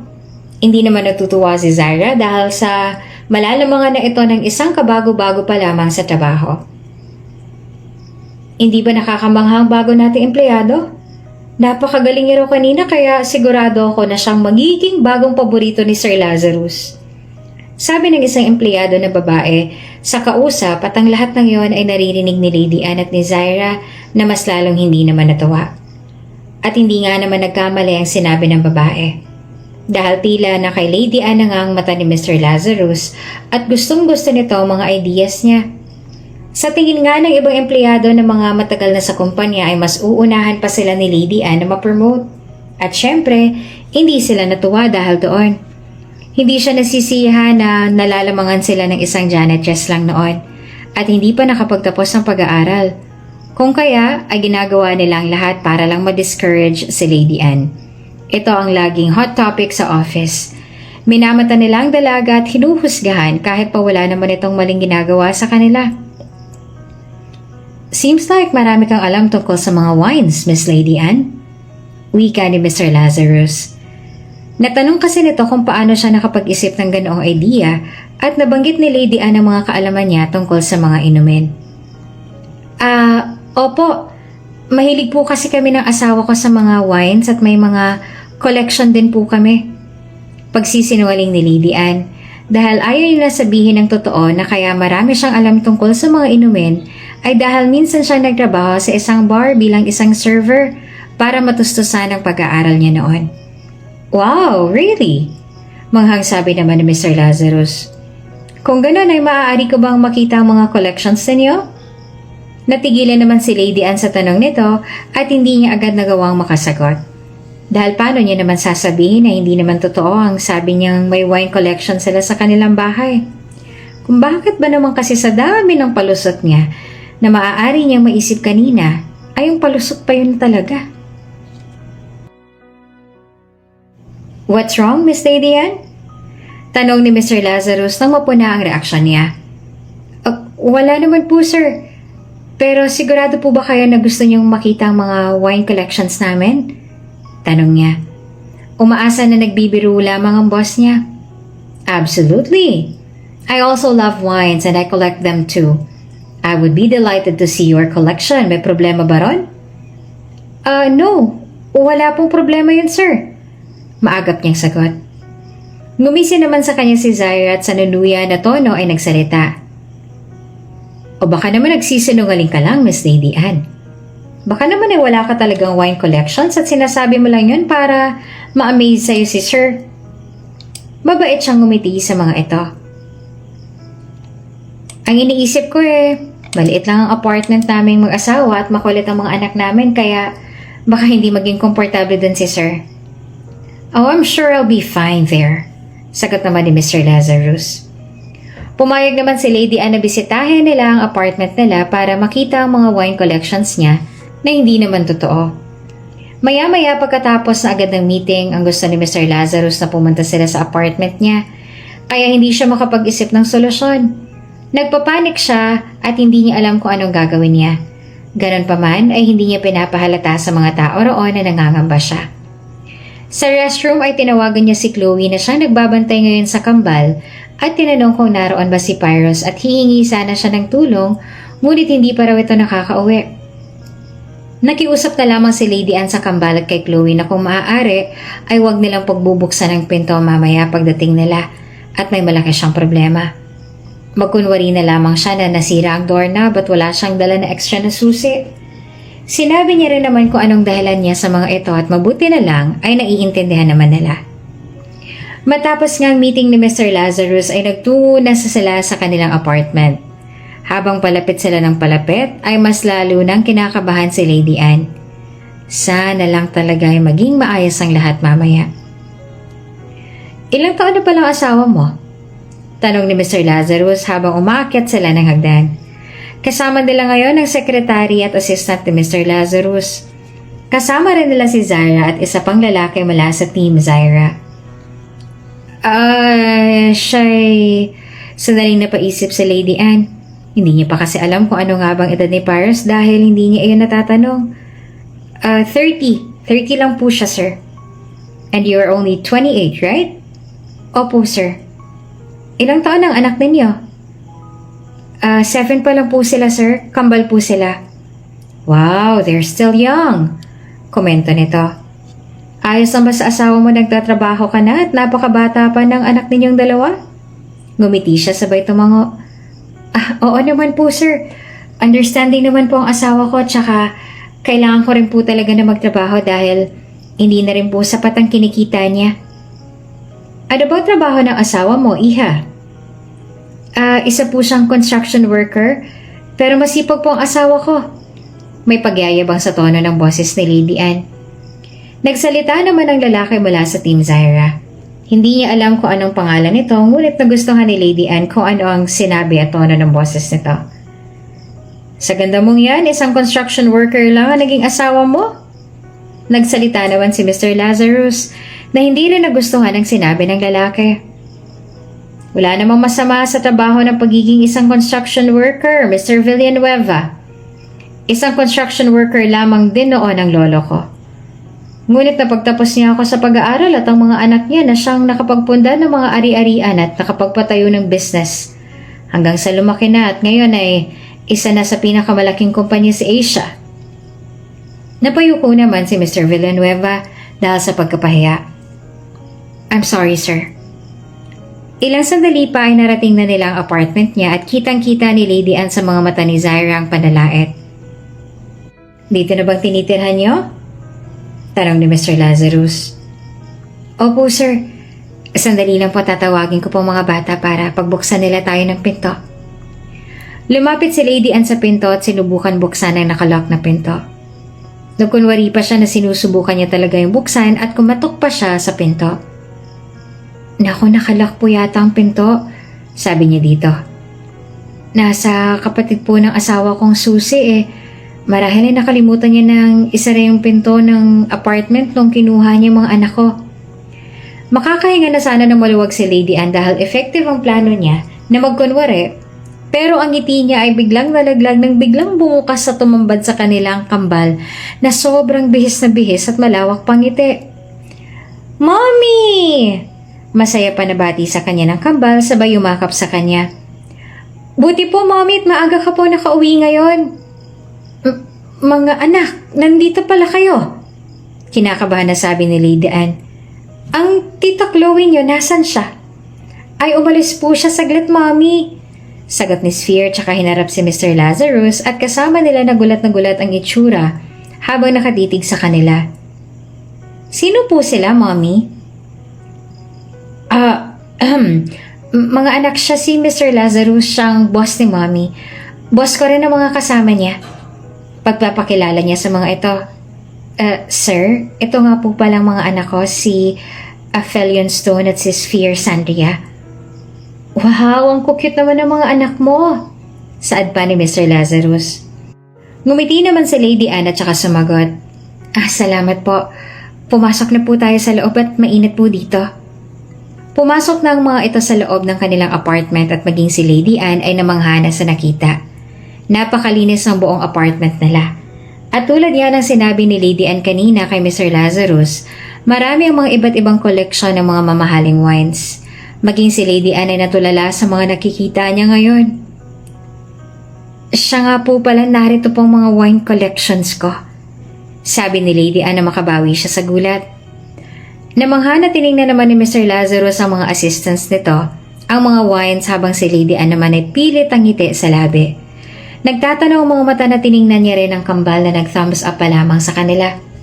May hinawakan si Mr. Lazarus na isang wine. Wow! This wine is incredibly expensive. I believe it's worth more than 7 billion? Hindi ko lubos akalain na may ganito ka pala kamahal na wine sa mga collections mo, Miss Lady Anne. Halos malaglag naman ang panga niya sa nalaman na halaga ng wine na yon. Po? Opo. Pinakaingat-ingatan ko po yan. Sa isip ni Lady Anne, paano nagkaroon siya ng ganong kamahal na wine sa bahay niya gayong ni isang wine nga noon ay wala sila. Napatango si Mr. Lazarus bago ibinalik ang wine kung saan ito nakuha. At mas lalo pa itong namangha ng may mamataan na isang wine na nasa loob ng maliit na cabinet na ang pinto ay gawa sa glass. You have the El Guido Wine Limited? Ang wine na to ang pinakamatagal ko nang inaasam na makuha pero natalo ako nun sa bidding kaya hindi ko nakuha. Kung ganun, ikaw palang nagbid ng malaking halaga nun para sa wine na to. Napatitig na lang ng ilang sandali doon si Lady Anne. Kapag kuwan ay kinuha niya ang wine mula sa cabinet at inabot kay Mr. Lazarus na sobrang manghang-mangha. Regalo po yan sa akin ng aking asawa. Sobrang nagustuhan ko po yan kaya idinagdag namin sa collections. Mula noon ay nag-start na rin po siya na mag-collect ng mga vintage wines. Pagsisinungaling pa ni Lady Anne pero ang totoo ay wala siyang kahit katiting na ideya kung anong klase ng wine ang hawak nito ngayon. Dahil hindi pa naman siya nakakakita ng ganong klase nung nagtrabaho pa siya sa bar. Ang totoo, lahat ng wine sa narito ay wala siyang ideya kung anong klase. Tumingin sa kanya si Mr. Lazarus na may halong pagtataka. Sigurado ka ba na isang construction worker lang ang iyong asawa? Opo, sir. Sagot niya, ngunit ngayon ay nagdududa na rin siya. Bakit ang pakiramdam niya ay nagkakamali siya sa pagkakakilala kay Pyrus? Para sa isang construction worker, tila napaka-imposible naman para sa kanya na makuha ang El Guido Wine Limited dahil ang halaga ng wine na to ay mahigit sa 15 million. Kung hindi mo alam, may limited lamang ang wine na ito. At 5 lang ang wine na ginawa ng El Guido noon. Kung kaya naman 5 tao lang nagmamay-ari ng wine na ito at lahat sila ay sobrang yayaman. Kung isang asawa mo sa mga nagmamay-ari ng ganitong wine, ang ibig lamang sabihin nun ay hindi lamang siya isang construction worker. Hindi naman nakaimik si Lady Anne sa sinabi nito. Hindi niya alam kung ano ba dapat niyang sabihin ng mga sandaling yon at iniisip pa ni Lady Anne na baka mali lamang siya narinig o hindi ito tunay na nangyari dahil sa sobrang laki ng halaga ng wine na yon ay napaka-imposible na mapunta sa apartment niya. Maling nagsalita si Mr. Lazarus. Ang halaga ng cabinet na pinaglalagyan ng iyong mga wine collection ay higit pa sa lahat ng sasahurin mo sa loob ng 3 taon mo na pagtatrabaho sa amin. Kapag kuwan na hinarap siya nito at napakaseryoso na boses na nagsalita. Lady Anne, naiintindihan ko na gusto niyo lamang ng asawa mo na maging humble. Pero hindi niyo kailangan na magsinungaling sa amin tungkol sa tunay na estado niyo sa buhay. Hindi ka naman namin tatanggalin sa trabaho mo kung ipagtatapat mo sa amin kung anong totoo. Mommy, andito na po si Daddy! Hindi nila napansin na umalis pala saglit si Stone para sunduin ang ama sa pinto. At nang marinig nila ang sinabi nito, lahat sila ay napalingon. Natigilan si Lady Anne na makita si Pyrus. Hindi tulad na madalas nito na suot pagkagaling sa trabaho ng marungis, ay napaka-formal ang suot nito ngayon. White long sleeves na nakalukot hanggang sa siko nito at black slacks. May suot din itong relo na sigurado siya na sobrang mamahalin at sa kabilang kamay naman ay may hawak itong cellphone. Isang mamahaling phone. Mr. Pyrus Morris? Sabi ni Mr. Lazarus na makabawi sa pagkagulat. Mr. Lazarus, I'm glad to see you here. Ngumiti ng bahagya si Pyrus kay Mr. Lazarus bago ito lumapit sa tabi niya. Natulala na lang si Lady Anne lalo na nung humalik sa noon niya si Pyrus. I got a call from my assistant informing me that you will be visiting our home kaya agad ako nagmadali pa uwi para maabutin ko kayo dito. My wife here mentioned that you're her boss. Nakipagkamay pa si Pyrus sa mga ito at si Lady Anne naman ay takang-taka kung bakit kakilala ni Pyrus si Mr. Lazarus at kung bakit gano'n na lamang ang pagkatulala ng mga ito kasama ni Mr. Lazarus kay Pyrus na para bang maging sila ay kilala rin ito. Napakarami niyang tanong sa kanyang isipan at wala pang makasagot nun. Hindi namin lubos akalain na ikaw palang asawa ng bago naming empleyado, Mr. Morris. Kaya ba bigla ka na lang naglaho para mamuhay ng payak kasamang mag-ina mo? Pyrus chuckled. I didn't actually disappear.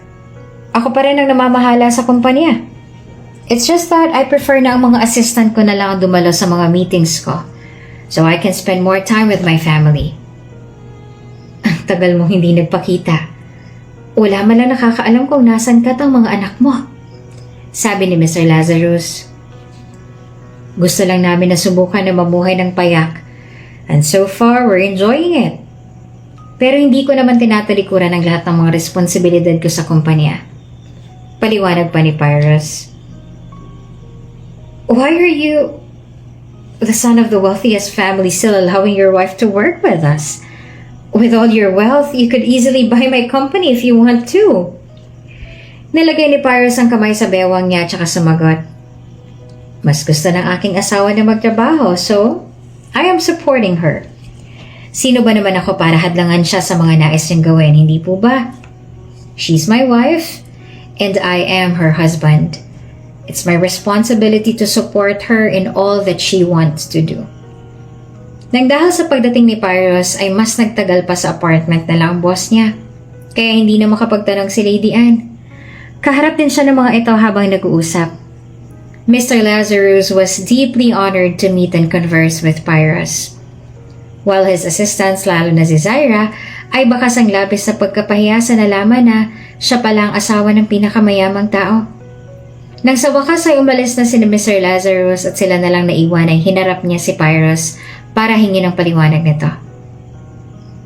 Kung ganon, ikaw si Pyrus Morris at hindi ka lang isang construction worker dahil ikaw ang anak ng pinakamayaman na business tycoon? Well, yes. Mariin siyang napalunaw. Aaminin ni Lady Anne na nasaktan siya dahil sa ginawa nito na maglihim sa kanya. Bakit hindi mo agad sinabi sa akin? Bakit nagawa mong ilihim sa akin ang totoo? Bakit pinaniwala mo pa ako sa kasinungalingan mo? Ang pakiramdam ngayon ni Lady Anne ay ibang tao ang kasama niya sa iisang bubong. Pakiramdam niya ay niloko siya at hindi niya matanggap. Nasasaktan siya sa mga nalaman. I'm sorry. Lady Anne laughed sarcastically. I'm sorry? Yan ang masasabihin mo? Hinawakan nito ang kamay niya. I'm sorry for lying. Patawarin mo ako kung nagawa ko man na ilihim sa'yo ang totoo kong pagkatao. Bala ko naman talaga na ipagtapat sa'yo ang totoo. Sadyang hindi lamang ako makahanap ng magandang pagkakataon. Ipinaliwanag sa kanya ni Pyrus ang lahat-lahat ng mga dahilan nito. Ngunit nananatili siyang galit. Pakiramdam ni Lady Anne ay pinagtaksilan siya at hindi niya agad magawa na patawarin ito. Ganon pa man, ay hindi naman sumuko si Pyrus hanggang sa makuha na nito ang kapatawaran niya. Maging ang mga anak nito ay sinuyo siya. Hindi rin umabot ng 1 linggo ang inis niya sa kanila dahil hindi niya rin naman matiis ang kambal at naiintindihan niya rin kung anong dahilan ni Pyrus at nagawa nito iyon.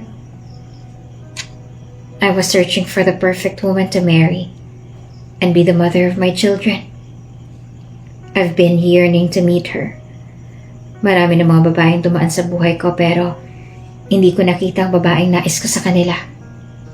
So I pretended to be the Pyrus he initially knew. Gusto ko na mapatunayan kung kaya ba akong mahalin ng babaeng yun, kahit na wala akong pera, para iparamdam sa kanya ang buhay prinsesa.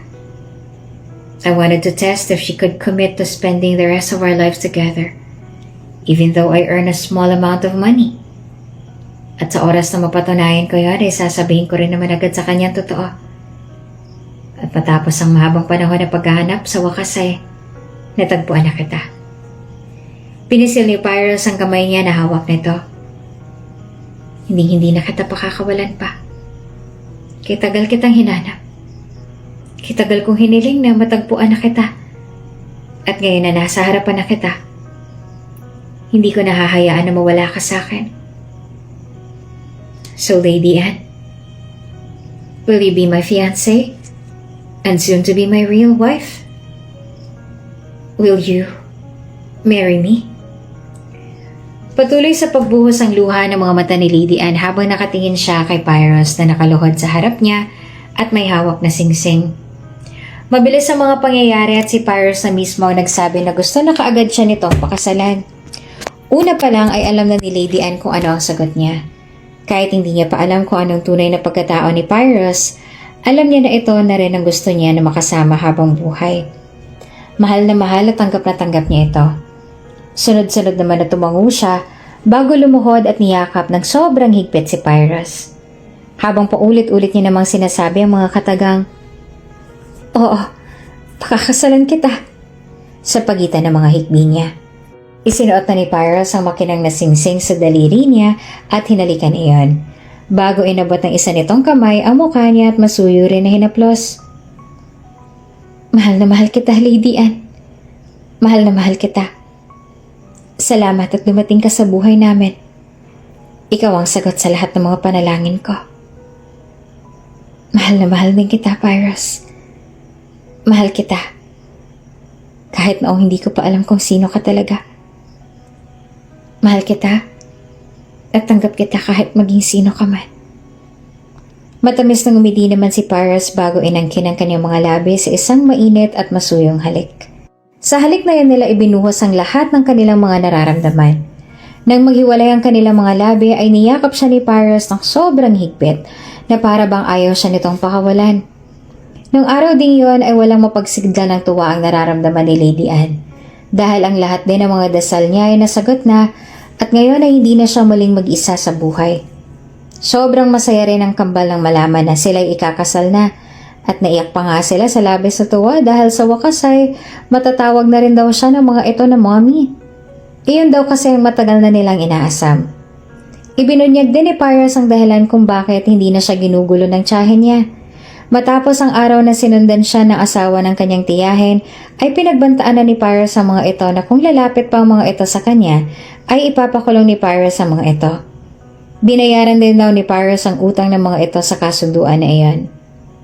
Kahit na mas pinili ng tiyahin niya ang pera kaysa sa kanya na pamangkin nito, ay masaya pa rin si Lady Anne dahil sa wala ng utang ang mga ito at hindi na rin siya magugulo ng mga ito. Ngayon, ang kailangan niya na lang na gawin ay mag-focus sa kanyang pamilya. Kinakabahan ako, Pyrus.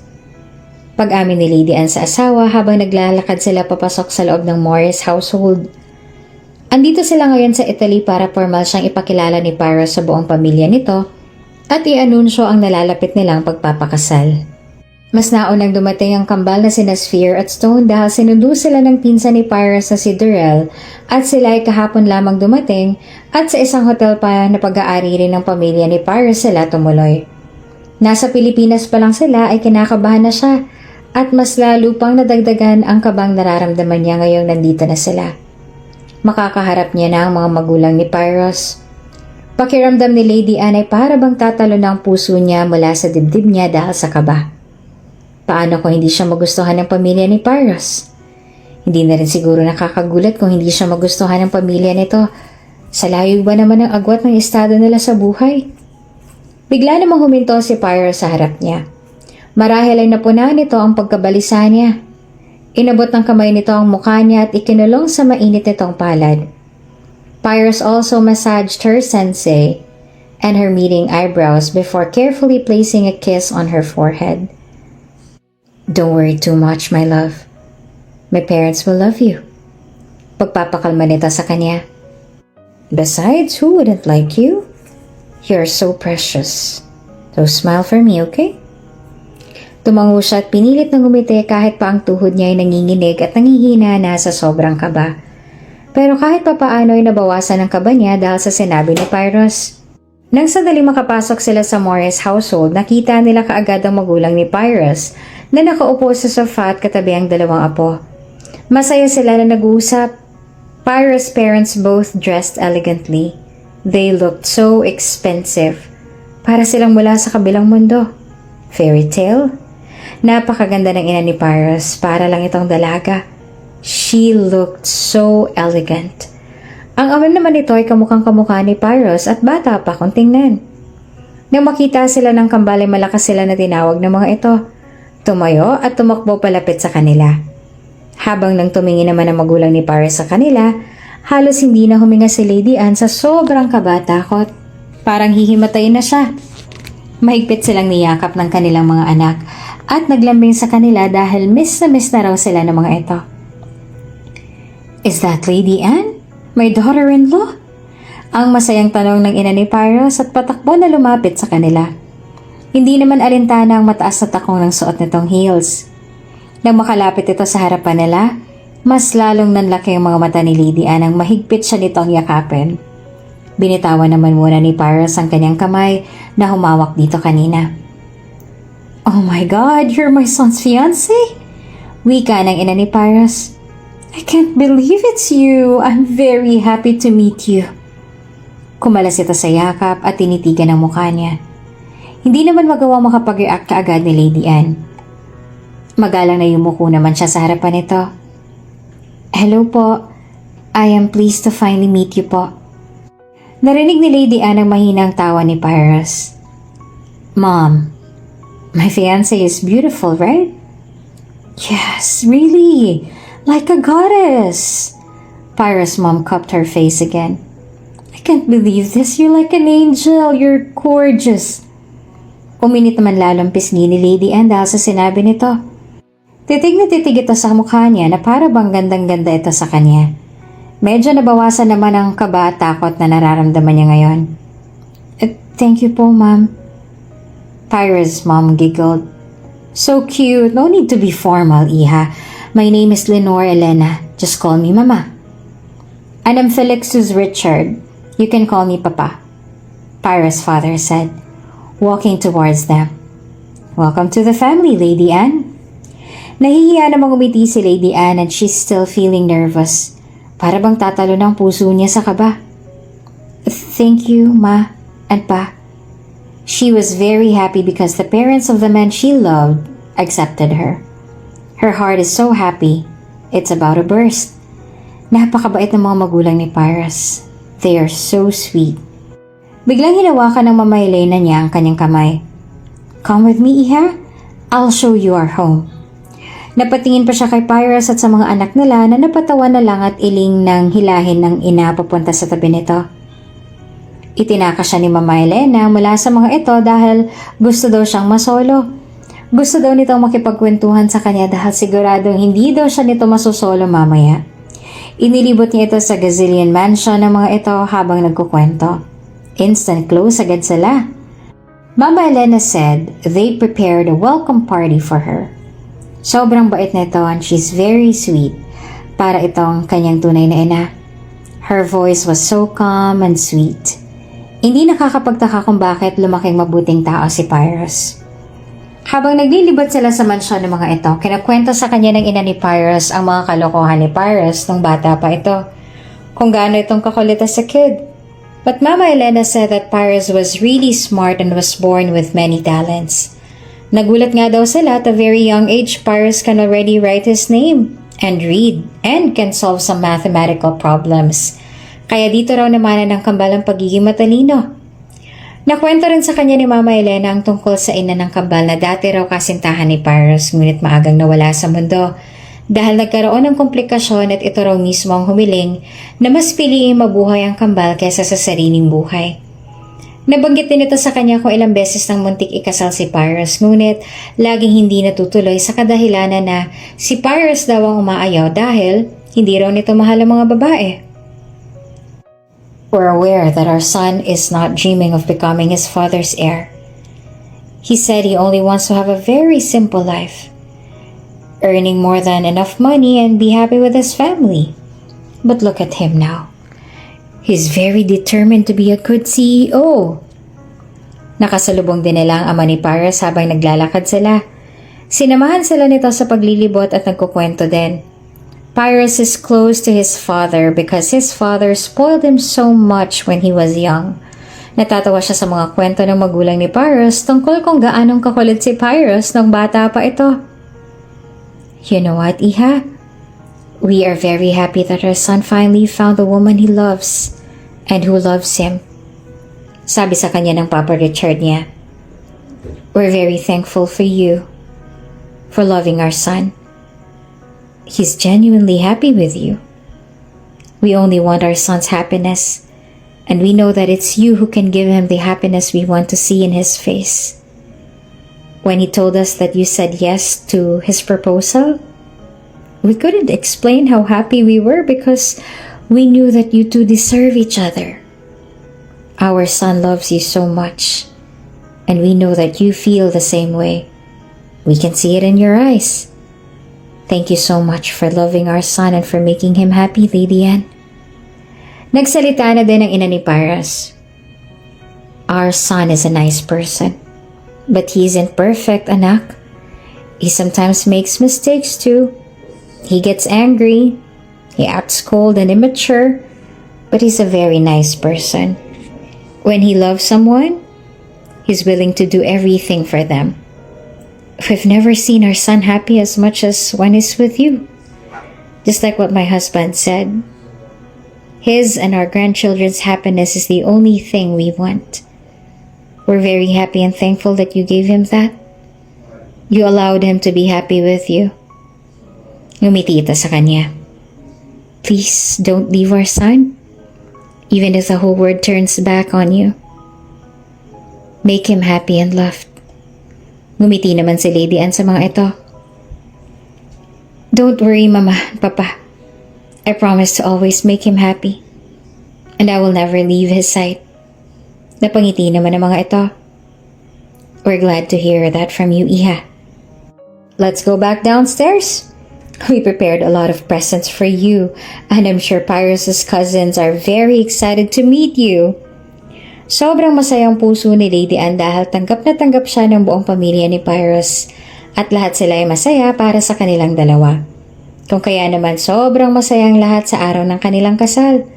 At sa harap ng altar ay binitawan nila ang kanilang mga pangako na sa hirap at ginhawa sila ay magsasama. Mamahalin nilang isa't isa at ang kanilang mga anak.